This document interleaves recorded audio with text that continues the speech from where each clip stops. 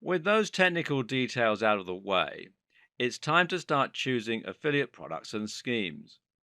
The first step here is going to be deciding which type of affiliate scheme you want to join up to. Do you want to sell a digital product, a physical product, or a service? The best answers for most beginners will be a digital product. This means something like an ebook, a report, or a digital course.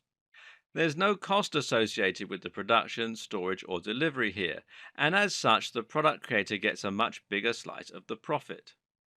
What's more, they have more profit to share with you, and that means you can earn up to 50 to 75% from each sale.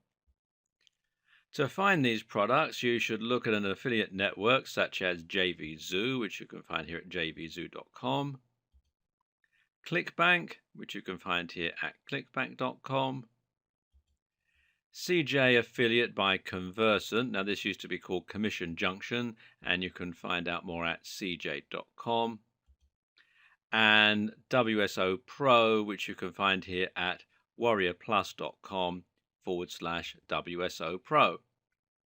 To use one of these sites, all you need to do is to sign up, browse through the available products, and then apply to work as an affiliate for a few. You can see data and information about each one, such as the number of sales, the cost, and so on. From there, you want to choose a digital product that is making a lot of sales, but also offers you a good amount of cash per sale. Think too of how you're going to market each of these products and what angle you're going to go with to make it desirable for your audience. Trying out the product is a very good idea, as is finding one that offers free marketing materials that the product creator has designed. Some will come with free landing pages, blog posts, email autoresponder sequences, and more that you can utilize.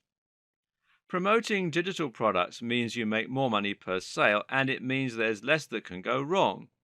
It's also the preferred method by many digital marketers, which means you can find a lot more advice and help. Some people, though, will feel more comfortable selling physical products, which they can do by signing up to Amazon Associates, which you can do at affiliate-program.amazon.com, or Share a Sale, which you can find here at shareasale.com. People like selling physical products because they still have a much wider audience. It's a certain type of person who's willing to spend $50 on an ebook, and anyone who is a technophobe, who wants something physical, or who is savvy enough to know they can get most information for free won't be interested. On the other hand, we all spend money on physical items. This means you have a much larger potential audience. Unfortunately, though, physical products also cost a lot more to produce and ship, and normally they go through more channels before you get the opportunity to promote them. When you sell a product through Amazon, for instance, the money is going to get split between you, the product creator, Amazon, the delivery company, and possibly even another reseller. As such, affiliates on Amazon tend to get as little as 4 to 8% per sale, as opposed to 50 to 75%. The products will also be cheaper and less geared towards getting digital sales. Why would someone click your link to buy a computer when they can just go to their local technology store? These are the considerations you'll need to take into account when you start trying to sell physical products rather than digital ones. Of course, there's nothing to stop you from selling both types of products, though then you do risk cannibalizing your own sales. Ultimately, it makes more sense to start with digital products because you can make a bigger earning from fewer sales.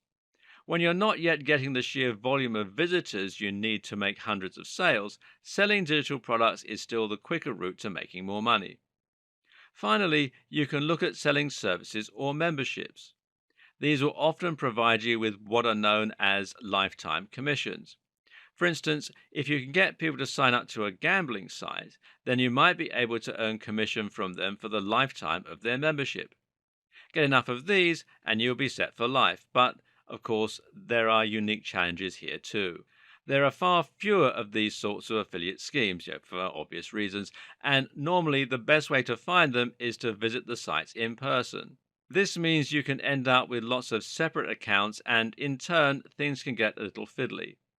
This is more complex and perhaps not a great starting point for a complete beginner. Something else to consider when choosing an affiliate product is whether it's something that you will be able to sell. Not only must it be possible to sell generally, but you also need to be able to sell it personally. That means that ideally it should be on a topic that you find interesting and that you know how to sell. When creating a blog or building a mailing list, you will usually need to write a lot of blog posts and emails on the topic of the product in order to build trust, provide value, and offer a reason for people to come to your website in the first place. If you aren't careful and you choose a subject you know nothing about, you'll quickly find this tiring and boring, and you'll again be more likely to quit. What's more is that readers might be able to tell that you aren't, in fact, an expert on the subject, and this will undermine the points you make and leave your readers less inclined to trust you. At the same time, you also need to think about the advantages that are unique to you, such as any routes to market you might have. A route to market is any direct link you have with a potential audience, such as a blog or a magazine. If you already have a blog, then of course you need to choose a product that your readers will find interesting. But you might also have some additional routes to market. For instance, think about your contacts. Do you have the email addresses of any top bloggers? Are you friends with the editor of an industry magazine? In other words, it basically boils down to choosing a product that you already know you can sell, even if you don't have a direct route to market. Think about what the best routes to market for each product might be and how you could go about reaching them. Don't choose a product and then think about how you're going to sell it. Choose the product because you know you can sell it. We'll be talking more about this later in the video series. Likewise, another consideration you will have is whether to pick a big niche or niche or a little niche. Of course, every internet marketer knows that your niche is your industry, which at the same time will dictate your subject matter. So, if you're selling an ebook on getting abs, your niche and your industry are fitness. On the other hand, if you're selling an ebook on making money online, then your niche is online business. Making money online is actually the biggest niche you'll find when it comes to digital products with affiliate schemes. In fact, Warrior Plus is entirely dedicated to digital marketing products. Meanwhile, just behind digital marketing as a popular niche are the fitness and online dating niches. This is a good thing because these are proven niches. People are happy to spend money to make money, and they'll also spend money to look and feel better or to find love. These are also subjects that appeal to everyone, so if you're looking for a product with a proven track record, it would likely be in these areas. But there's also a problem here. These areas are highly competitive and oversaturated for the same reasons. If you want to reach this audience, then you're going to need to spend more money on PPC advertising as you'll be bidding against more competitors. Likewise, if you want to create a blog, you'll be competing with a much larger number of other blogs for the top spot on Google and for readers. Conversely, if you create a blog on Super Meat Boy, then you'll be among maybe 2 or 3 other fan sites, and you'll find that you can quickly get seen by pretty much your entire audience. Likewise, you'll probably be able to advertise on Google or Facebook for these terms without spending much money. The same goes for writing about a specific job or profession. If you're selling an ebook on stage lighting techniques, then you'll find it much easier to reach those professionals without spending vast amount of money. But at the same time, the products will also appeal to a much smaller market. This means that it won't take as long to saturate the market, and you likely won't make as many sales over the long term. The answer? Often the best strategy will be to start smaller and then build your way up to reach the bigger niches.